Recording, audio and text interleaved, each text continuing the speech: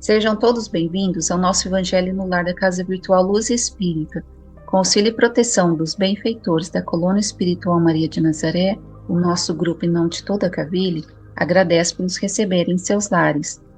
A nossa equipe está composta pelo nosso irmão Alexandre com a prece inicial, pelo nosso irmão Ney com a leitura do capítulo de hoje do livro Vinha de Luz, seguindo os comentários do nosso irmão Alexandre.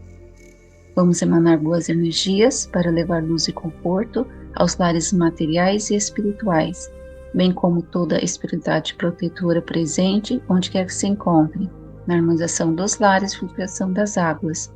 Lembrando que deve ser um recipiente exclusivo para cada pessoa ou animal, pois os remédios espirituais são colocados de acordo com a necessidade de cada um. Solicitamos ao nosso irmão Alexandre para conduzir a prece inicial. Pai Celestial, de puro amor, justiça e sabedoria. Cristo, nosso grande amor. Espiritualidade de luz que está sempre conosco. Rogamos a presença de todos neste momento de comunhão com o mais alto, a fim de sermos todos nós beneficiados pelo amor do Mestre Maior. Que sua infinita misericórdia, luz e proteção nos alcance a todos. Que os ensinamentos propostos pela espiritualidade sejam internalizados por todos que tiverem acesso a esse estudo. E de alguma forma possam contribuir para a melhora das condutas, do entendimento e do caminho em direção à evolução de todos nós. Sejamos, enquanto aprendizes das palavras do Senhor Jesus, dispostos ao desenvolvimento da fé, do amor, da caridade e principalmente da reforma de nós mesmos. Estejam conosco, benfeitores amigos. Esteja em nossos corações, querido Jesus, agora e sempre. Paz e luz a todos.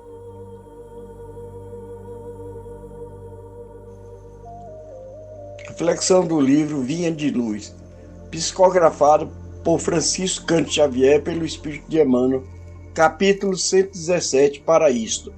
Porque para isso sois chamado, pois também o Cristo padeceu por nós, deixando o exemplo. 1 Pedro, capítulo 2, versículo 21. Elevada percentagem de crentes considera-se imune de todos os sofrimentos, porque, no conceito de grande parte daqueles que aceitam a fé cristã, entregar-se às fórmulas religiosas é também subtrair-se à luta, candidatando-se à beatitude imperturbável. Na apreciação de muita gente, os que oram não deveriam conhecer a dor. O socorro divino assemelhar-se-ia à proteção de um monarca terrestre, doador de favores segundo as bajulações recebidas.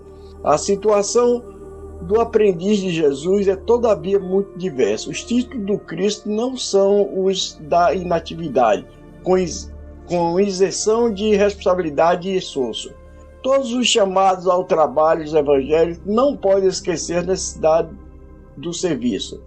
O mestre naturalmente precisa de companheiros que nele confiem, mas não prescindirá dos que se revelem colaboradores fiéis de sua obra. Seria justo postar-se indefinidamente devedor ante a generosidade do credor, confiando sempre sem um mínimo sinal de soluções ao débito adquirido. Não somente os homens vivem na lei de permuta. As forças divinas baseiam-se à movimentação do bem do mesmo princípio. O Mestre Celestial ensina a todos, em verdade, as sublimes lições da vida. Entretanto, não é razoável que todos os séculos assinalem nos bancos escolares da experiência humana os mesmos alunos preguiçosos e inquietos. É indispensável que as turmas de bons obreiros se dirijam às zonas de serviço, preparado para os testemunhos dos ensinamentos recebidos. Simão Pedro sintetiza o trabalho dos cristãos de maneira magistral. Sois chamado para isso, assevera o apóstolo. A afirmativa simples indica que os discípulos leais foram convocados a sofrer pelo bem. Esse capítulo apresentado oferece uma reflexão profunda e necessária sobre a verdadeira essência do cristianismo, desmistificando a ideia de que a fé é um escudo contra os sofrimentos e as dificuldades da vida.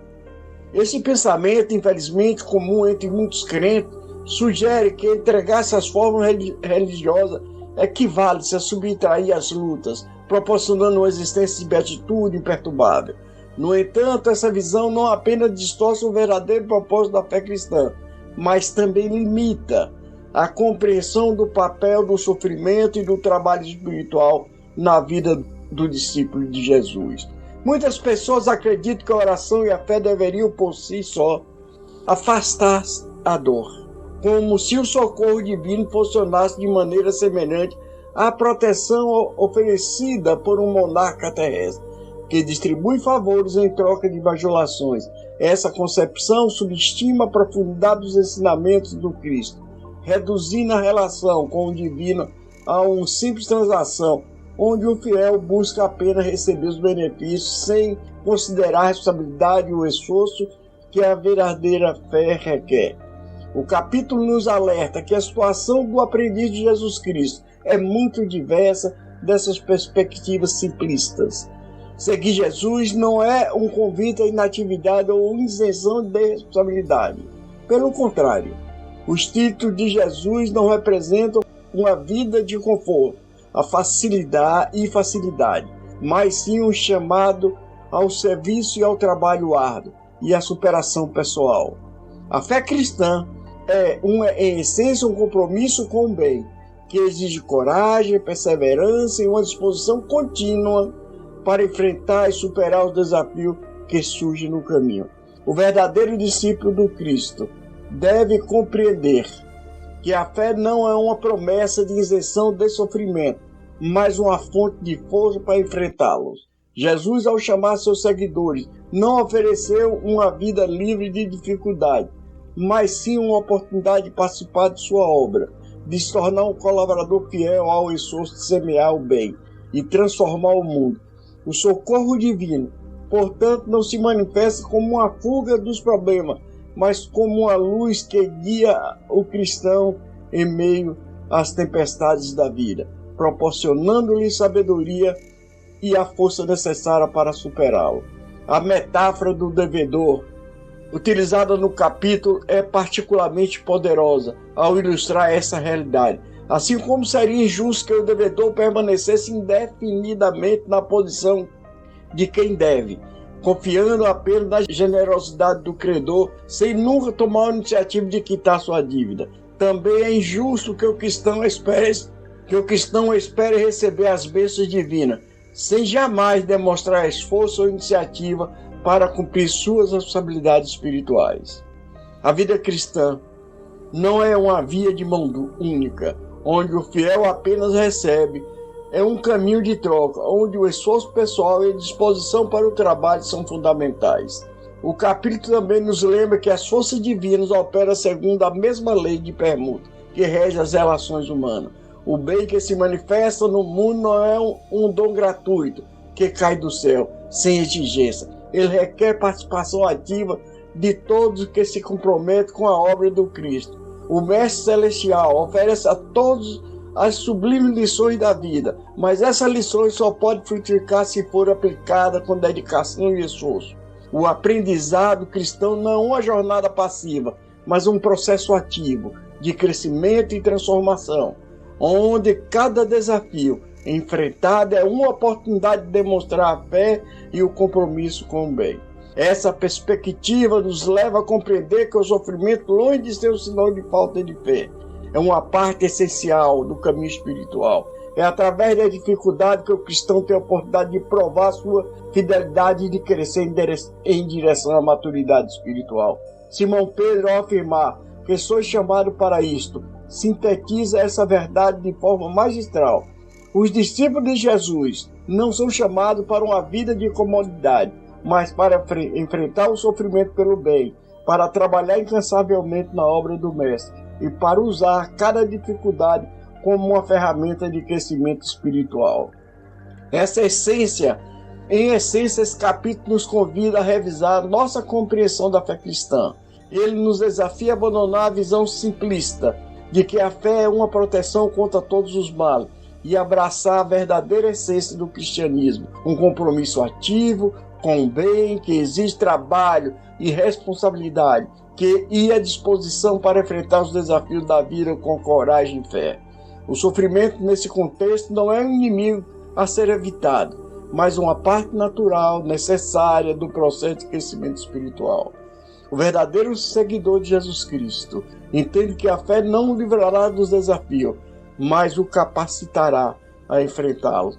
Ele reconhece que o socorro divino não é uma promessa de vida fácil, mas uma garantia de que, independentemente das dificuldades que surjam, ele terá uma força e a sabedoria necessária para superá-la. E, acima de tudo, ele sabe que o trabalho evangélico não é uma tarefa opcional, mas uma responsabilidade que deve ser cumprida com dedicação e amor. Assim, ao refletirmos sobre esse capítulo, somos chamados a uma compreensão mais profunda e madura da fé cristã, uma fé que nunca busca escapar das dificuldades, mas que abraça como parte do processo de transformação e crescimento espiritual. É uma fé que não se limita a receber, mas que se expressa através do trabalho árduo, do compromisso com o bem. E, finalmente, é uma fé que, em vez de se apegar às formas religiosas vazias, busca viver plenamente os ensinamentos de Jesus e transformando a vida cotidiana em um testemunho vivo do amor e da justiça divina. Bom, vamos à reflexão desse texto, que é uma reflexão de extrema importância e de bastante relevância. É necessário que nos voltemos para dentro de nós mesmos, mergulhando nas profundezas do nosso ser, para verificar se realmente estamos caminhando com o Mestre Jesus como verdadeiros aprendizes. A questão crucial a ser ponderada é: estamos, de fato, prontos para testemunhar o aprendizado que ele nos oferece? Estamos realmente dispostos a enfrentar as adversidades e os sofrimentos necessários para combater as trevas em nome do bem? O capítulo em questão nos apresenta uma reflexão fascinante, concordam? Muitos daqueles que se identificam como cristãos estão de fato equivocados em suas concepções e comportamentos. Emmanuel, confirmando a passagem bíblica de Pedro, nos lembra que desde os primórdios do cristianismo, alguns já cultivavam essas visões distorcidas. Por exemplo, muitos dos que se autoproclamavam doutores da lei, representantes de Deus na terra, limitavam-se a práticas exteriores, orando e desejando com frequência viver de honrarias e aparente santidade. Esse grande engano tem se perpetuado ao longo dos séculos de domínio da Igreja, nos levando a perceber que os ensinamentos do Mestre Jesus não foram, como deveriam, profundamente assimilados pelos que se consideram seus seguidores. Entretanto, aqueles que realmente desejam seguir os passos de Cristo, na busca incessante da autotransformação e da evolução nos campos do conhecimento e da moral, devem estar cientes de que a luta faz parte natural do caminho.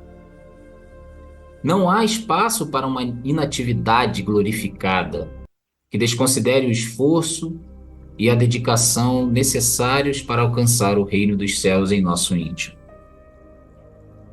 Reconhecemos a importância de trabalhar no campo da materialidade, por meio das inúmeras experiências terrenas proporcionadas pela justiça da reencarnação.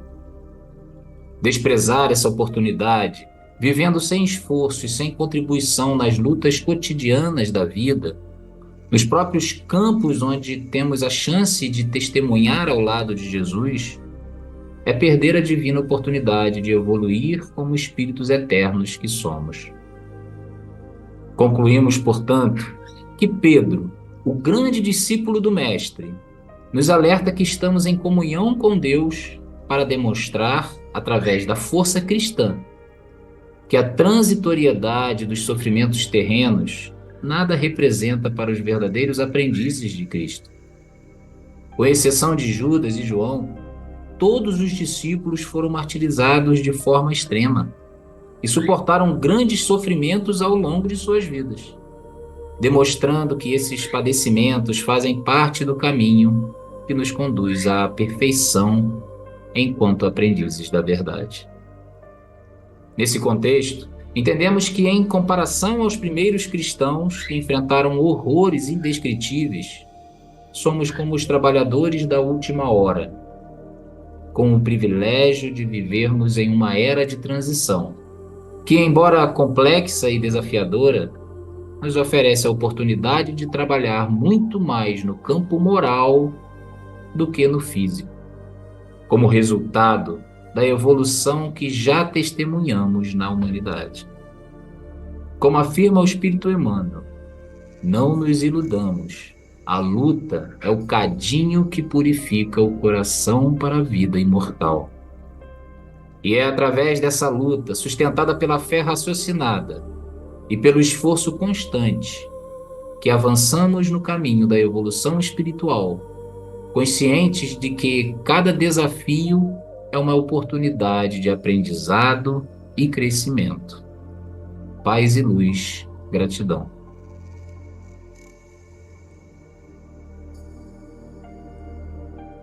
Com os entendimentos tão bem explanados por nossos irmãos, vamos procurar interiorizar o que nos foi apresentado, refletindo intimamente por alguns instantes.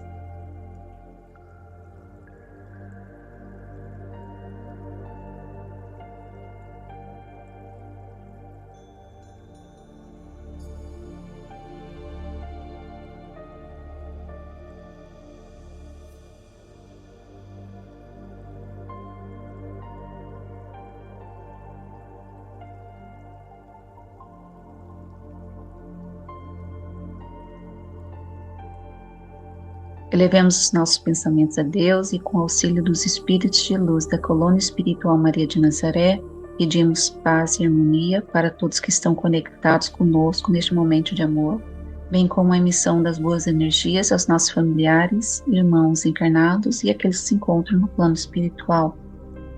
Por fim, pedimos ao Senhor Jesus e aos guias espirituais, principalmente aos integrantes das correntes médicas do espaço, que coloque em nossas águas os fluidos astrais, vitais e espirituais, a que cada um necessita, para curar todas as enfermidades físicas, emocionais e espirituais, proporcionando saúde, vitalidade, equilíbrio e força nos trabalhos do bem. Finalizando o nosso encontro, agradecemos aos nossos irmãos espirituais, aos nossos mentores, agradecemos as boas vibrações, e que essas vibrações envolvam todos os nossos familiares, todos aqueles que estão aqui conosco, renovando o nosso espírito com esses aprendizados para que possamos servir com fé e aproveitar as oportunidades, deixando Deus agir através de nós, servindo com amor junto ao nosso Mestre Jesus. Que assim seja, damos graças a Deus.